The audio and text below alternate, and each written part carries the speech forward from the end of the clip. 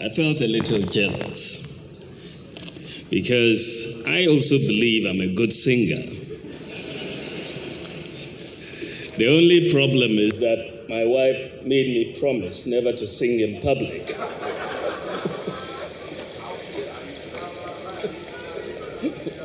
So you will not get to hear my voice. Distinguished ladies and gentlemen, 3 days ago, I joined you for the state dinner in honor of the annual general meetings of both the African Development Bank and the African Development Fund. And I'm thankful for that and also for the opportunity to be with you again today for the closing ceremony. I thank the President of the bank, Dr. Akinwumi Adesina, as well as boards of governors and directors for the honor done the Ghanaian people to finally host this continental event in Ghana. The performance of the AFDB over the years has proved the ingenuity and vision of our forefathers.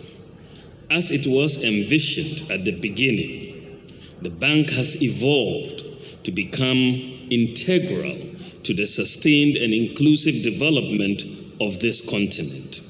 It is now a AAA rated financial institution, winning global awards and delivering the needed support for its people. Aside the immense socioeconomic interventions, especially in infrastructure, agricultural modernization, social protection, and entrepreneurial development, the bank is at the forefront of seeking fairness for Africa in the global arena. These efforts have substantially improved inequality, vulnerability, and fragility on the continent. Together with the millions of people across Africa, we say thank you for your continued belief in the African cause and the African dream. Ladies and gentlemen, having contributed so much in building the African economies, today the bank is challenged even more than ever to do more. Our economies are facing the fallout from the Russia-Ukraine war, which are compounding the existing socioeconomic vulnerabilities triggered by the COVID-19 pandemic.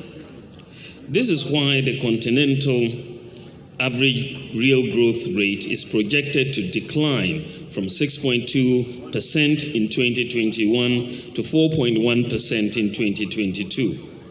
The short-term economic consequences in the form of rising inflation, subdued growth, increasing inequality, and greater macro-fiscal instability is affecting cost of living on this continent.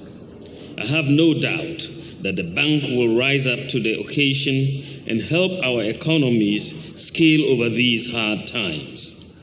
I commend the Board of Governors for their foresight in endorsing the broad framework for the bank's strategic outlook 2023 to 2032, that is for the next 10 years, to build a prosperous Africa based on inclusive growth and sustainable development. This is ample demonstration of the success of this meeting. It would be critical that through this strategic plan, the AFDB will work closely with the AU Commission and other sub-regional institutions to urgently operationalize and grow the African Financial Stability Mechanism. This will enhance protection for our economies from future shocks and enable us to join the list of regions with such economic buffer arrangements. It is my view that the successful implementation of this strategic plan will draw the continent closer to achieving the goals of Agenda 2063 and build the Africa we want, amongst others. This will mean connecting about 600 million people in Africa to electricity, including 1.75 million public health centers and schools. It will mean providing clean cooking fuel for about 940 million people in Africa and eradicating the almost 490,000 premature deaths per year in Africa due to unclean fuel. Closing the financing gap of roughly 66 billion for health needs, 39 billion to improve access to education, and 3 trillion in additional resources for climate adaptation, and also means implementing the AFDB's Affirmative Finance Action for Women in Africa initiative to bridge the $42 billion financing gap facing women in Africa. Ladies and gentlemen, it is reassuring that the AFDB is offering complementary leadership on climate action in Africa, including mobilizing climate financing.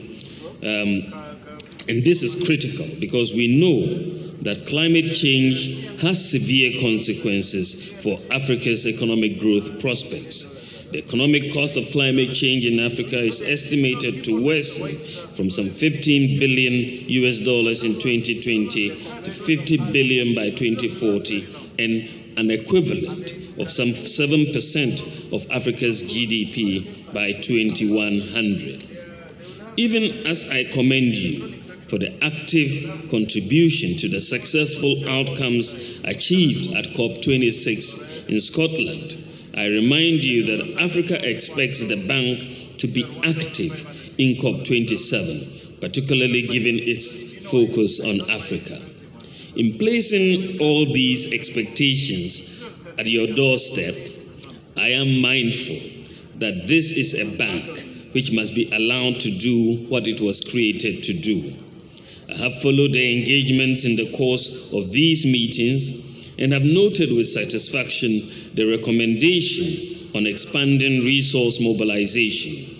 I would like to underscore the need for this and add my voice to the call that the bank undertakes an aggressive resource mobilization drive, especially for the ongoing ADF 16 window, to meet the exigencies of these times.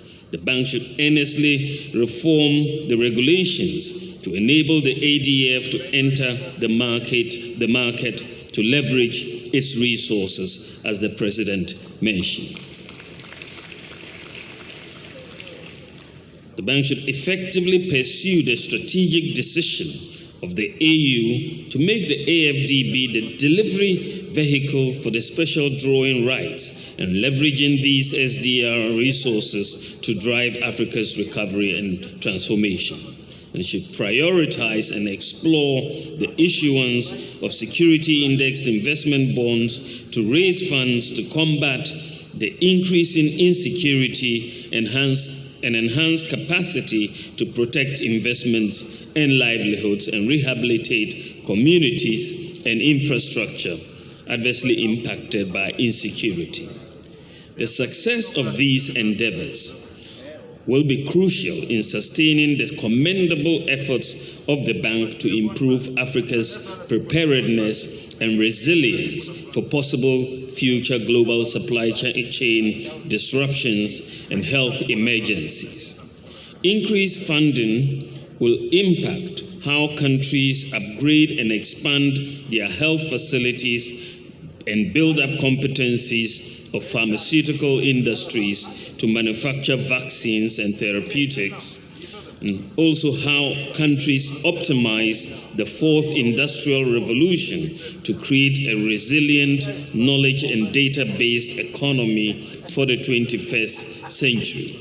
Distinguished ladies and gentlemen, I am convinced and confident that this bank, our bank, the African Development Bank, has the right leadership and skill set to continue to digitalize Africa, industrialize Africa, feed Africa, light up, empower Africa, integrate Africa, and transform the quality of the lives of the African people.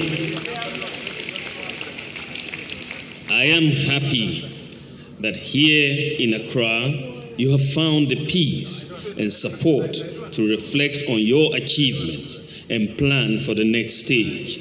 I'm also confident of your ability and willingness to implement the Accra Declaration for the betterment of the bank and the continent.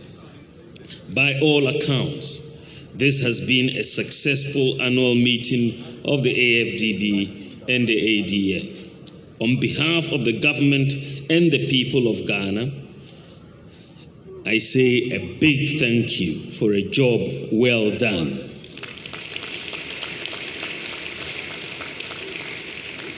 I trust that you've had a pleasant and productive stay in Ghana, and I wish everyone a safe journey to your respective countries. I thank you very much for your attention. God bless us all. God bless Ghana, and God bless Africa. Thank you very much.